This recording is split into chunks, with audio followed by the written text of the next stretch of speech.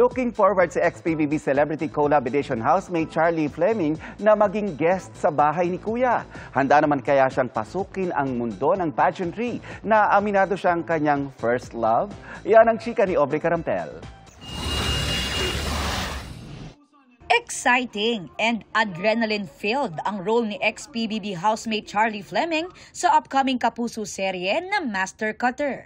Ang karakter daw kasi niya, madalas makitang nagsiskateboard sa kanilang taping location sa Baclaran. And I've been skating for the past maybe 4 years now. So I'm so happy na na-incorporate po siya sa character ko. Kasi parang it's close to home. Nagsiskate ako sa probinsya dati. Happy rin daw si Charlie na muling makatrabaho si Kapuso Primetime King Ding Dong Dantes na para raw nilang kuya sa set. Bukod sa balik teleserye, enjoy rin si Charlie sa paggawa ng content. Isa nga sa kinaaaliwan ay ang mga rant niya kay kuya ng Pinoy Big Brother. Dahil nag-guest na raw ang kanyang ka-final duo na si Esnir at nasa loob din ng bahay ni kuya ang ilan niyang friends, waiting pa rin daw siyang i-invite ni kuya as house guest. As of the moment, wala pa akong na-receive na okay na po kami ni kuya or if ano po talagang sagot ni kuya sa akin. But I just know that my heart is open anytime for you, kuya.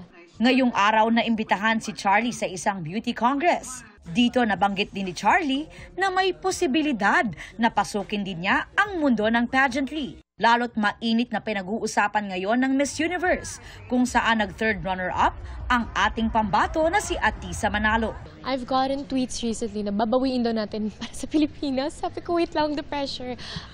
Some people do definitely know that pageantry was my first love. With the path that I'm taking, syempre, with acting, content creation, and everything else, I'm not sure pa if I could give time for practice and everything and just pageantry. Because of course, I would like to be prepared if ever the time comes. Aubrey Carampel, updated to showbiz happenings.